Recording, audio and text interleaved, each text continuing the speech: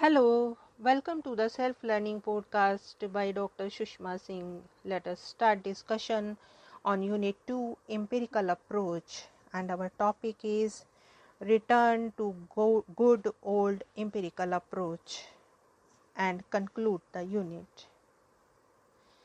Considering the various problems encountered in trying to make sense of the data collected, we keep coming back to the sanctity of the term empirical reality while dealing with the term of society and culture. The greatest tension lies in the relationship between the individual and society.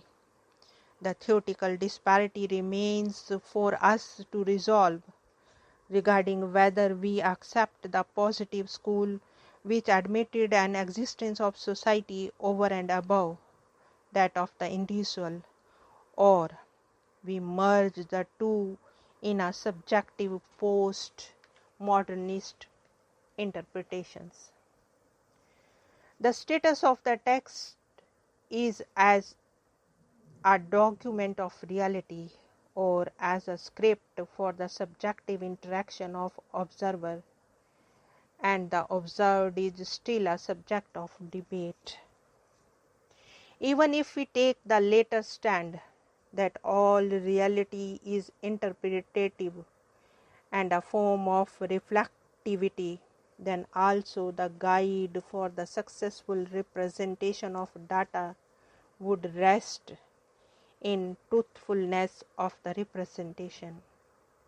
In fact, those advocating for the latter approach accuse the positivists of imposing their own rules while systematizing the data.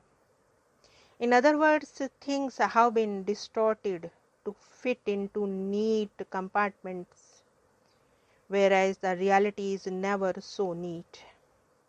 Those who had talked about regularities and systematic patterns overlooked the validity of irregular. In fact, the definition of the regular and irregular were tailor-made to fit into the preconceived notions of the observer. What ultimately emerged as the perceptions of the observer, neatly and systematically validated by selectively presented data. Foster, restudying the village of Yaketan, accused Robert Radcliffe of seeing harmony and social order, where the reality was fraught with suspicion, disharmony, and covert conflict. The only way is to keep as close to the observed reality as possible, to act as a mediator rather than as an interpreter of data. The present genre of the social scientists, especially those dealing with field realities, prefer to stick as close to the narrative mode as possible, thus acting more as translators on behalf of the actors in the field.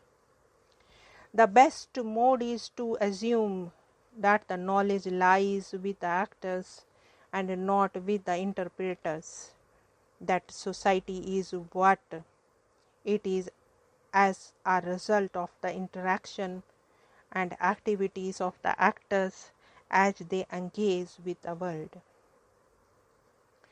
The Durkheimian dialectic of the actor and the society is seen as more or less not valid, just because society is no longer viewed as a systematic bounded reality of shared representations as positivist scholars held it earlier. There is also an attempt to view things not only as they are but also how they come to be.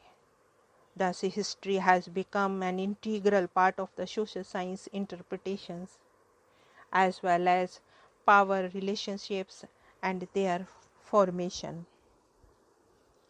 A part of power relationship is also the vintage position of the scholar, the position from which he or she speaks and represents the world.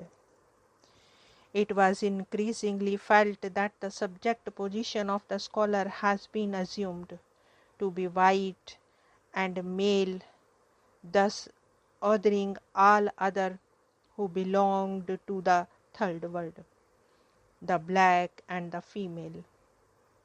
The word I, used in many ethnographic narratives, always invoked the male. White scholar with his Western scientific rationality.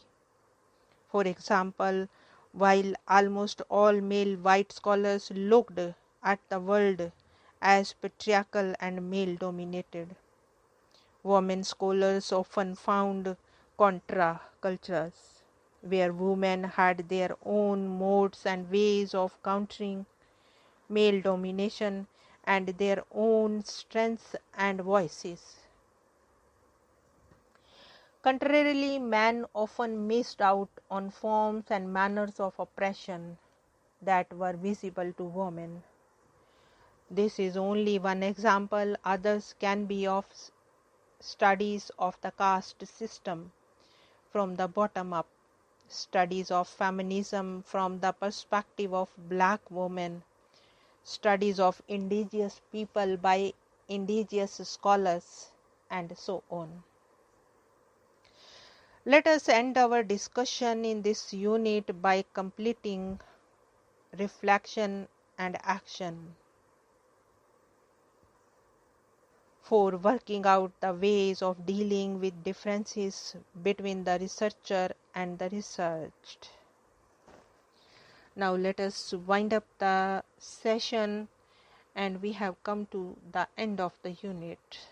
Thank you very much for engaging yourself with the self-learning podcast.